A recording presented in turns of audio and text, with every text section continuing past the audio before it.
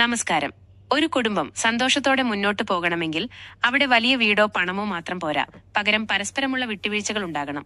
ഞാൻ പിടിച്ച മുയലിന് കൊമ്പ് 3 എന്ന വാശി പലപ്പോഴും തകർക്കുന്നത് വർഷങ്ങളുടെ സ്നേഹബന്ധങ്ങളെയാണ്.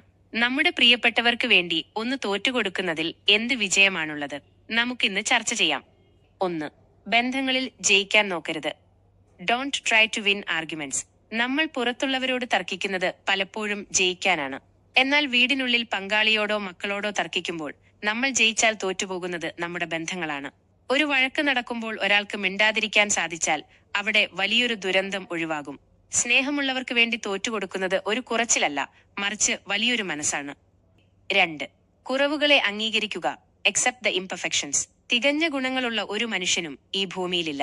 എല്ലാവർക്കും അവരുടേതായ കുറവുകളും ദേഷ്യങ്ങളും ഉണ്ടാകും. ആ കുറവുകളെ കൂടി ഉൾക്കൊള്ളുന്നതാണ് യഥാർത്ഥ സ്നേഹം. നീ പണ്ട് ഇങ്ങനെയായിരുന്നു എന്ന് പറഞ്ഞു കുറ്റപ്പെടുത്തുന്നതിന് പകരം ഇന്നത്തെ സാഹചര്യത്തിൽ എങ്ങനെ ഒരുമിച്ച് മുന്നോട്ടു പോകാമെന്ന് ചിന്തിക്കുക. വിട്ടുവീഴ്ചകൾ ചെയ്യുമ്പോൾ നമ്മുടെ ബന്ധങ്ങൾക്ക് ആഴം കൂടും. 3.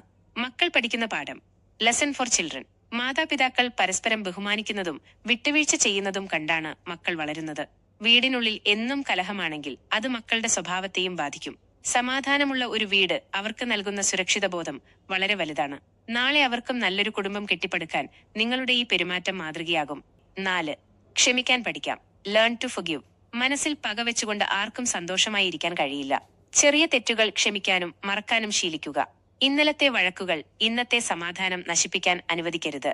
ഒരു സോറി പറയാനോ അല്ലെങ്കിൽ ഒരു പുഞ്ചിരിയോടെ എല്ലാം മറക്കാനോ തയ്യാറായാൽ തീരാവുന്ന പ്രശ്നങ്ങളെ മിക്ക കുടുംബങ്ങളിലുമുള്ളൂ. കുടുംബം എന്നത് ഒരു ടീമാണ്. അവിടെ ഒരാൾ വീഴുമ്പോൾ മറ്റൊരാൾ താങ്ങണം. പരസ്പരം വിട്ടുവീഴ്ചകൾ ചെയ്ത് സന്തോഷത്തോടെ മുന്നോട്ടു പോകാൻ നമുക്ക് സാധിക്കട്ടെ. ഈ വീഡിയോ നിങ്ങളുടെ പങ്കാളിക്കോ സുഹൃത്തുക്കൾക്കോ ഷെയർ ചെയ്യുക. സമാധാനമുള്ള കുടുംബങ്ങൾ ഉണ്ടാകട്ടെ.